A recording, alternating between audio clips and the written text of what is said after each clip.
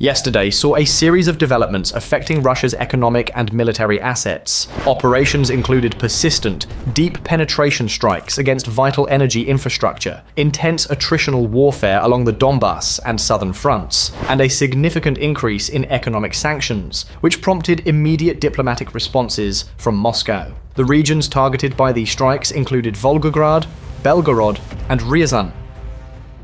At approximately 2:17 a.m., a major fire broke out in Russia's Volgograd region after a Ukrainian drone reportedly struck the Balashevskaya power substation. A substantial blaze at the facility was confirmed by local reports and video evidence. This event represents the third documented attack on this particular substation, indicating repeated incidents at this site and possible pressure on the regional grid. Shortly thereafter, around 3:05 a.m., separate reports surfaced from the Belgorod region, detailing an attack on the dam of the Belgorod reservoir. Local telegram channels claimed several missiles, reportedly fired by a HIMARS, High Mobility Artillery Rocket System, struck the dam. The strike purportedly damaged essential equipment, multiple auxiliary buildings, and the lifting mechanisms for one of the dam's sluice gates. While official confirmation from Kyiv has not been issued, tactical analysts suggest the intended target might have been Russian military equipment positioned near the vital water infrastructure,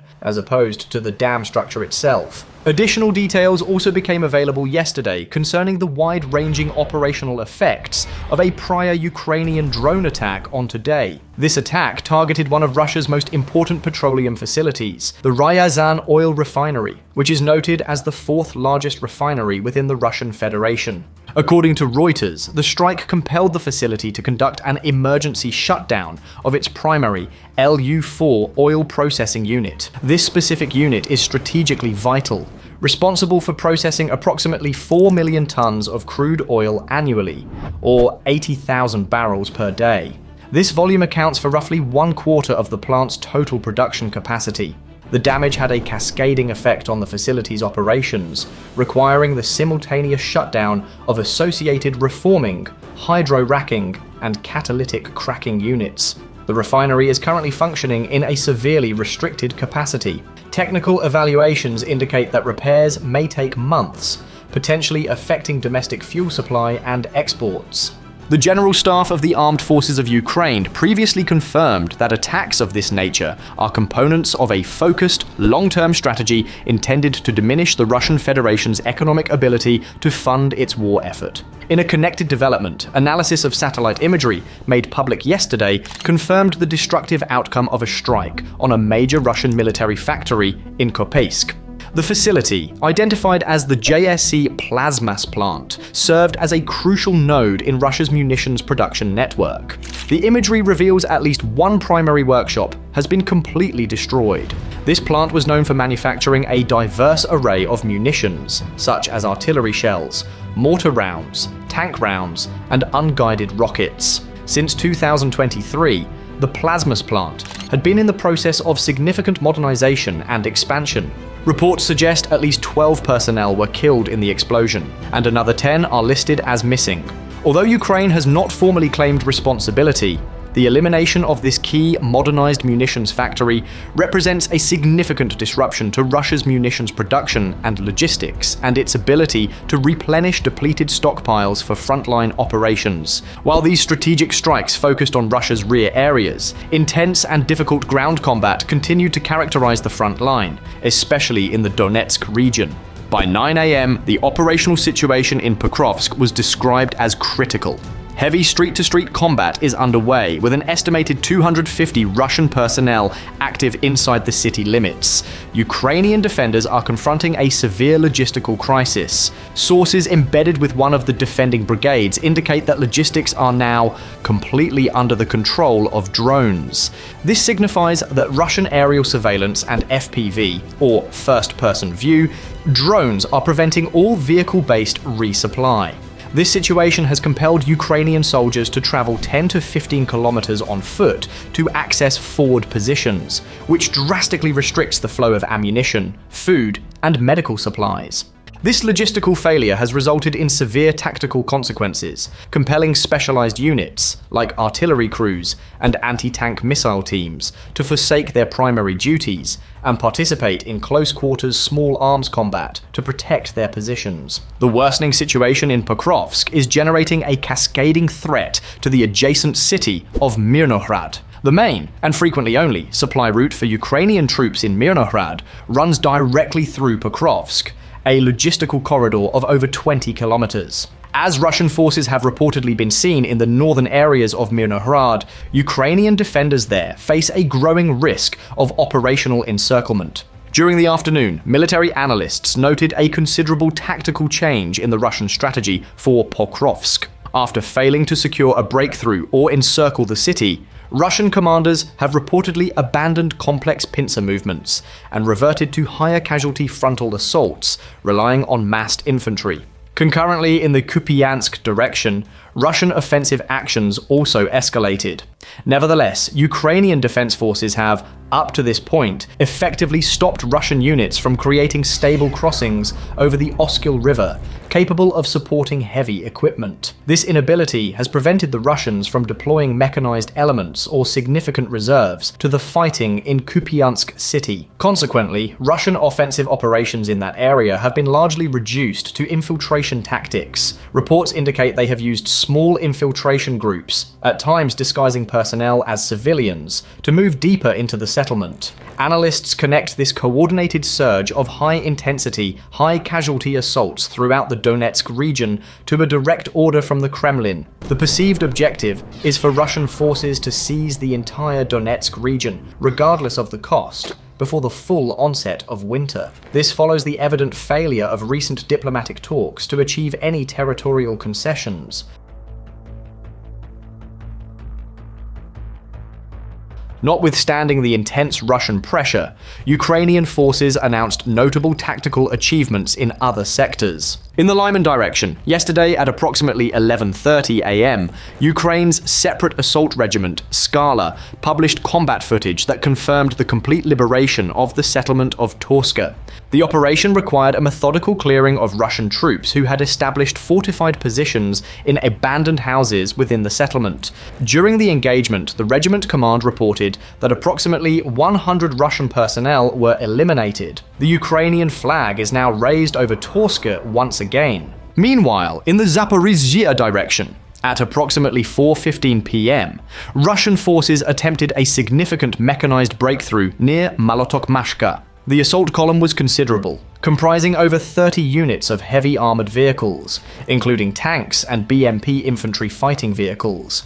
This attack was decisively repelled. Ukrainian defenders detected and engaged the column early, destroying most of the Russian equipment before it could arrive at the main Ukrainian line of contact.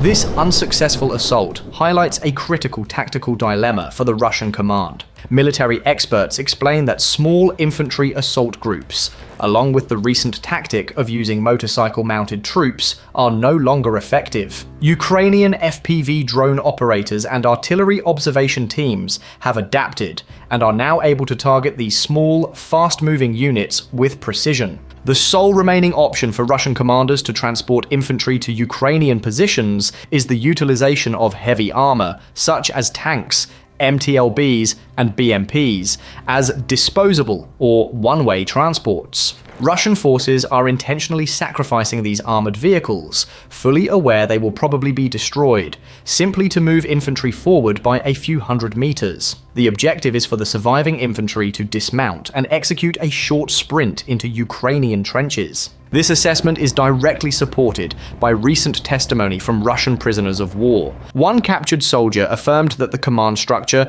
is oriented toward enforcing these assaults, with the soldier claiming that refusals could be met with lethal force from their own side. Yesterday also featured significant developments in the economic and diplomatic arenas, as Western partners took steps to increase support for Ukraine and heighten pressure on Moscow. In London, a meeting of the Coalition of the Resolute finished with new pledges.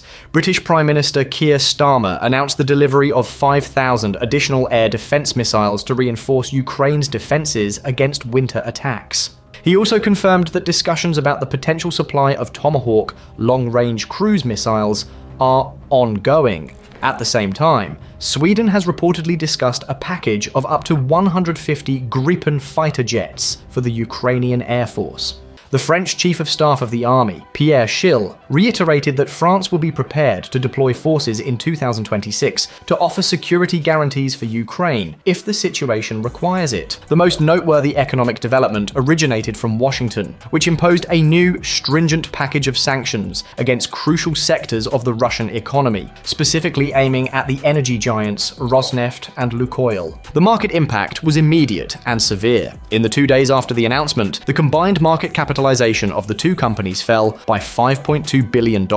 This move prompted an immediate and urgent diplomatic response from Moscow. Kremlin's special envoy, Kirill Dmitriev, flew hastily to Washington for negotiations, scheduled to meet with US Special Envoy Steve Witkoff. Upon his arrival, Dmitriev maintained the standard Kremlin narrative, accusing Ukraine of dragging out negotiations and reiterating Russia's three core demands, listed as unacceptable: security guarantees to be provided by Russia, territorial concessions for areas where the Russian population lives, and a constitutionally mandated neutral status for Ukraine. The new sanctions are regarded as a significant policy shift. Analysts assess that the US president, reportedly disappointed by the lack of progress and motivated by recent Russian actions, selected a medium level of sanctions to indicate to Vladimir Putin that these measures can and will intensify. Critically, the sanctions also affect Chinese state-owned oil refineries, which are significant buyers of Russia's oil. This is interpreted as a deliberate action to build leverage before the US president's scheduled meeting with Chinese leader Xi Jinping on October 30th. Analysts interpret the strategic goal as using this economic pressure to compel Xi to influence Putin toward de-escalation. This external pressure is exacerbating a rapidly accelerating economic crisis inside Russia.